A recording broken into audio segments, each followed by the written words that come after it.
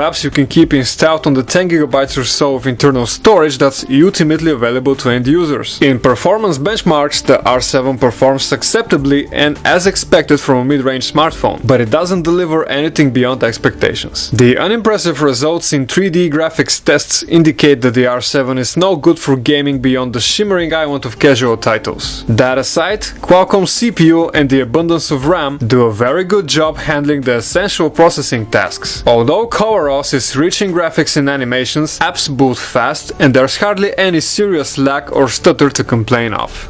Connectivity-wise, the Oppo R7 is a 4G LTE Cat4 connected device and works with all the essential GSM, UMTS and FDD TDE LTE spectrums thanks to its Qualcomm modem. Therefore, chances are you won't find yourself out of range in most parts of the world. The stock browser is put together by Oppo and offers some nice functionality such as setting a default search engine, traceless browsing and no picture mode to save bandwidth. There's also night mode and download management included. Oppo's browser is not the fastest one that we've used though. If you insist on Chrome, it's right there waiting for you inside the Google folder, and other browsers can be downloaded from Google Play. Now, how does the Oppo R7 fare in the all-important camera department? Well, Oppo went completely off the deep end with the R7's camera. Check out what we're talking about. There's a 13 megapixel main shooter paired with a generous 8 megapixel front cam. With cameras like this, it's obvious that the R7 has you covered from both sides.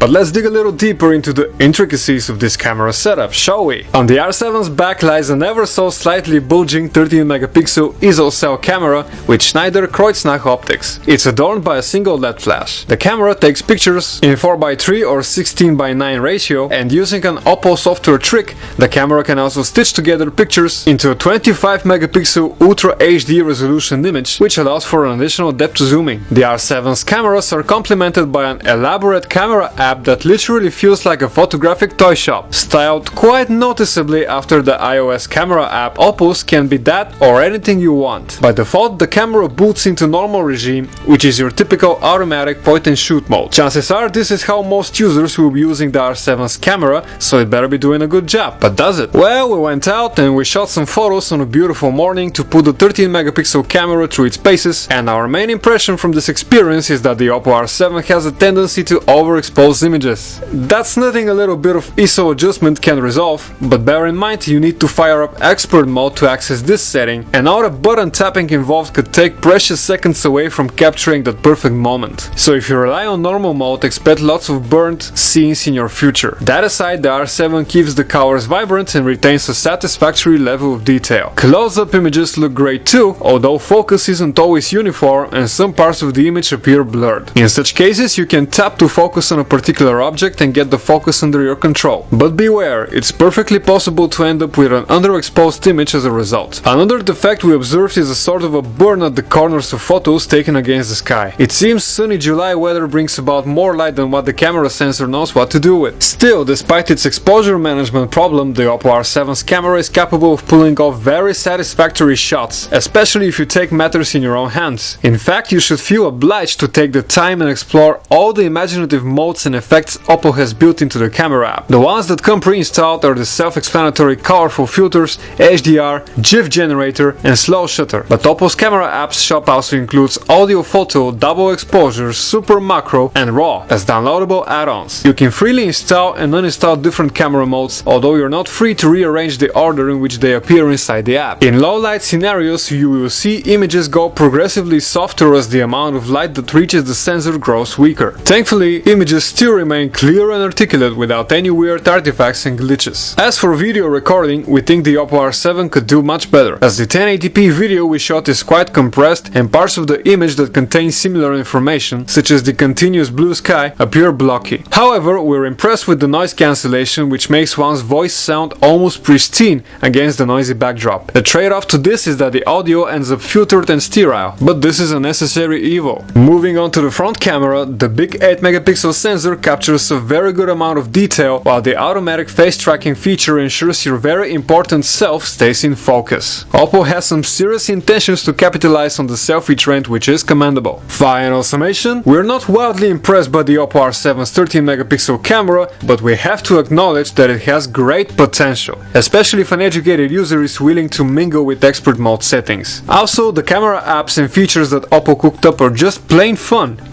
With its big punchy display and decent loudspeaker and headphone output, it comes as no surprise that the Oppo R7 is a very good smartphone for multimedia. The device plays popular video formats without a hitch, and for audiophiles the R7 has a special trick up its sleeve. It's called Direct HD Sound. This is a sound processing engine that optimizes the audio signal to sound its best on the bundled-in pair of stereo earphones. The difference in music reproduction quality isn't mind-blowing, but it's there. The sound becomes somewhat fuller and more detailed with the feature turned on, but the Dirac enhancements are only available while wearing earphones. Dirac does not discriminate between the bundled earphones or your favorite pair of buds, but whether you like the resulting sound is up to you. Book reading is another type of multimedia consumption that's been mostly overlooked by manufacturers, but Oppo paid attention to that too and added an eye protection display mode. When activated, it automatically filters out overly intense blue light to take the edge off the visuals, reducing the amount of light and color information your retinas are being blasted with. Coupled with the screen's ability to get really dim at a minimum brightness output of 3 nits, this makes the Oppo R7 a very good choice for avid bookworms. That's great and all, but how about call quality? Well, wow, we're honestly impressed by the Oppo R7's call quality. In both inbound and outgoing calls, the smartphone transmits pristine voices between callers. The active noise cancellation with a dedicated mic that's at play here definitely makes for a noise-free experience, while earpiece output is sufficiently loud. We wish we could say all the same good stuff for the battery life, but we can't. Qualcomm's chipsets may be famous for their efficiency, but powering them with an all-too small 2320 mAh battery cell is pushing your luck. Unfortunately, it will be the end user who pays the toll for Oppo's decision, as the R7 only managed an unimpressive 5 hours and 39 minutes of ongoing on-screen usage in our battery test. In Oppo's defense, the R7 comes equipped with the manufacturer's mighty VOOC fast charging technology, which lets users charge the smartphone to 50% in just about 30 minutes on the plug. While we're at it, topping off the smartphone to 100% takes just 18 minutes, which is very good.